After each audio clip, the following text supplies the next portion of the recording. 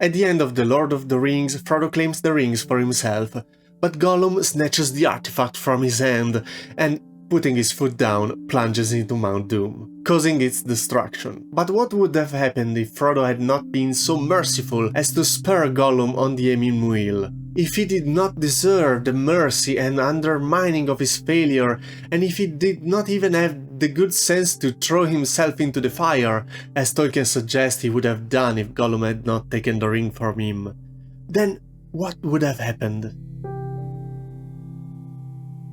As soon as Sauron realized that he had been tricked by Aragorn and that the ring was not in the possession of the Ranger, but of a hobbit who had managed to reach the mouth of Mount Doom, he immediately sent the Nazgûl. It is an interesting problem, how Sauron would have acted or the claimant have resisted.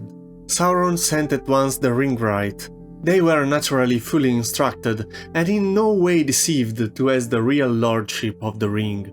The wearer would not be invisible to them, but the reverse, and the more vulnerable to their weapons.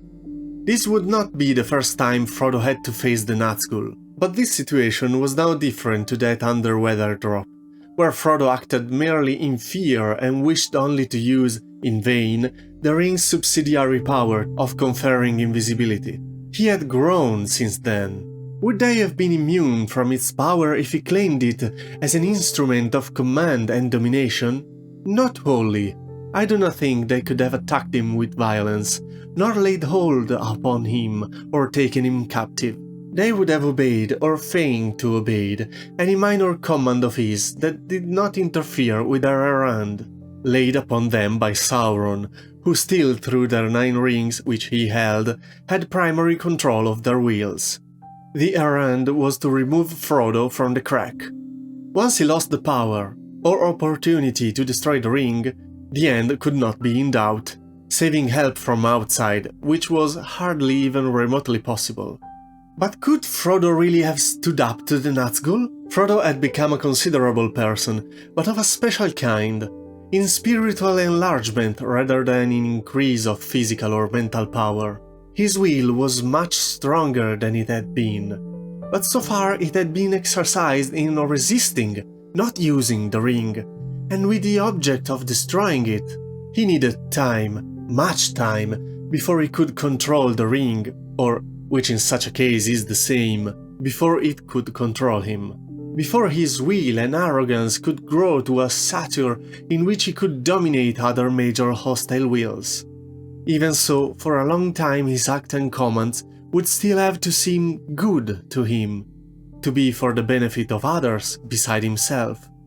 To understand this better, Tolkien makes a comparison. The situation as between Frodo with the ring and the Eight, the Witch King have been reduced to impotence, might be compared to that of a small brave man armed with a devastating weapon, faced by 8 savage warriors of great strength and agility armed with poisoned blades. The man's weakness was that he did not know how to use his weapon yet, and he was by temperament and training averse to violence.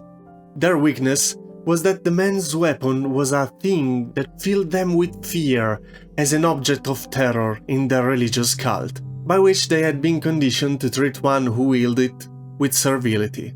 So what would the Nazgûl have done? I think they would have shown servility. They would have greeted Frodo as Lord. With fair speeches they would have induced him to leave the Sammath Naur, for instance, to look upon his new kingdom and behold afar with his new sight the abode of power that he must now claim and turn on his own purposes. Once outside the chamber, while he was gazing, some of them would have destroyed the entrance. Frodo would by then probably have been already too enmeshed in great plans of reformed rule, like but far greater and wider than the vision that tempted Sam.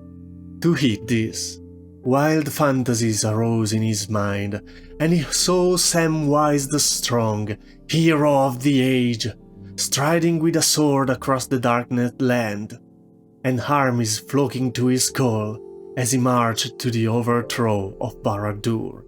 What if Frodo had been able to resist even then, but if he still preserved some sanity and partially understood the significance of it, so that he refused now to go with them to Barad-dûr, they would simply have waited until Sauron himself came. In any case, a confrontation of Frodo and Sauron would soon have taken place, if the ring was intact. Its result was inevitable. Frodo would have been utterly overthrown, crushed to dust, or preserved in torment as a gibbling slave. Sauron would not have feared the ring, it was his own and under his will. Thank you for joining me here. Tolkien says that no one but very few of equal stature could have hoped to wrest the ring from Sauron. Maybe Gandalf could have. If you want to know how the story would have gone if Gandalf, Elrond or Galadriel had taken the ring, remember to subscribe to the channel so you don't miss out the videos. And if you're watching from the future, you'll find them here. I would like to thank my Patreon for the support, and as always guys, I wish you happy writing and happy reading. Bye!